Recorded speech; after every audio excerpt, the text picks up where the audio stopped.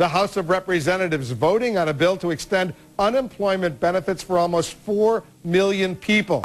Unemployment rate, John, is 10.2%. Well, another 85,000 Americans lost their jobs last month.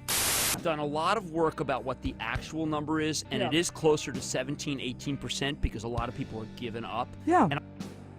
We sat down with Lauren Pagan, Assistant Director of APL Associates, a state-funded staffing agency that works with the Department of Labor in order to help clients that have disabilities such as specific learning disability, traumatic brain injury, and mental illnesses become employed. APL has seen a decrease in funding since the budget crisis has arisen. With the unemployment rate hiking every quarter, does it become increasingly difficult to assist others in need of employment? With the populations and demographics that my company would work with, typically it wasn't the case. We find that right now unemployment seems to be affecting people with higher degrees and those very selective positions versus what the tendency that our clients have often to just work with lower level positions, what we call low wage positions, $10 or less. And those jobs haven't been as affected by unemployment. How has the state of New Jersey budget crisis affected the funding of staffing agencies such as APL Associates? The budget crisis or budgeting issues have affected us significantly. Our vendor is the Division of Vocational Rehab, and they have informed us that their budget's gone down by at least a quarter. How do you feel new President Barack Obama in Washington, D.C. has done in trying to lower the unemployment rate? I think that he's given money to a lot of companies. I think whether or not that's been an effective method. Do you think it's been an effective method? No, I think that's a good question. And what do you think is needed to be done to fix this problem in the both state and federal level of unemployment? I think we need to be more creative about programming and funding for programs. I think taking the Cash for Clunkers, for example, was a very good program.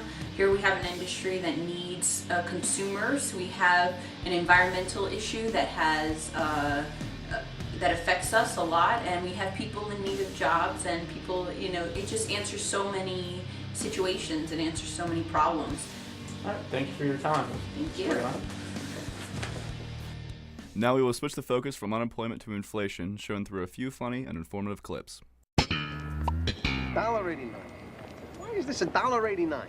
Why is there no haggling in this country? I guess we like to think we've progressed beyond a knife fight for a citrus drink. Not me. Everything should be negotiable.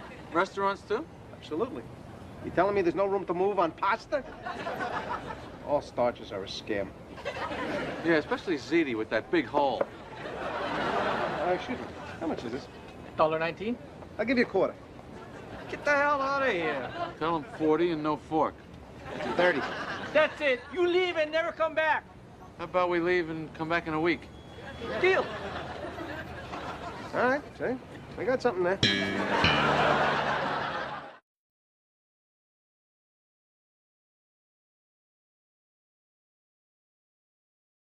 This is billions of dollars. This is how much money do we print and have in the system at any given time. Let me start at 1929. Show me here we go. 1929, here's the stock market crash, all right? Now, if you see, we were on the gold standard, so we couldn't print much more money. We had the stock market crash, but we didn't do all of the stuff that we're doing now, just printing money. Go ahead, step to the next thing. And we go up to 1941. That's the Great Depression. Still haven't pumped a lot of money into the system because, again, on the gold standard. Then we have World War II, and we take this all the way to 1965. You'll see it comes up. We had two wars. We had World War II, and we also had the Korean War. In 1965, we were having the Vietnam War. But here's where it gets sticky, because we had all these wars, and we tried to dogpile on with the Great Society. Well, how are we going to pay for all that? Well, in 1971, Richard Nixon says, why don't we get rid of the gold standard? So that way, we can just print whatever we want. But we promise the rest of the world, oh, no, we'll never print too much. Really, we're good for it. I mean, look at our record here. We don't do that. Great Society kicks in, and look what happens. Next point, please. Look how we've devalued our money. This is up until 2000 when we have the Y2K scare, where everybody's like, bury your food and grab your cash. The computers are going down.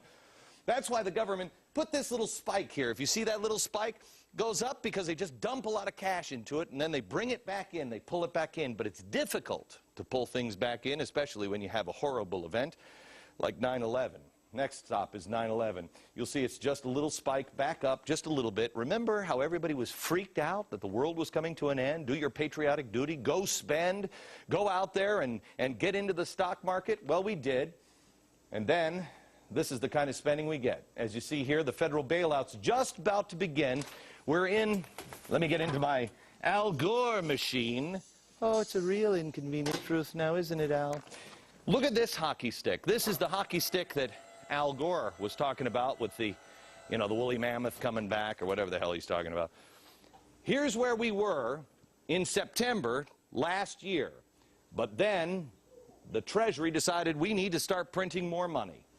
This hockey stick should take your breath away. This is devaluing our money.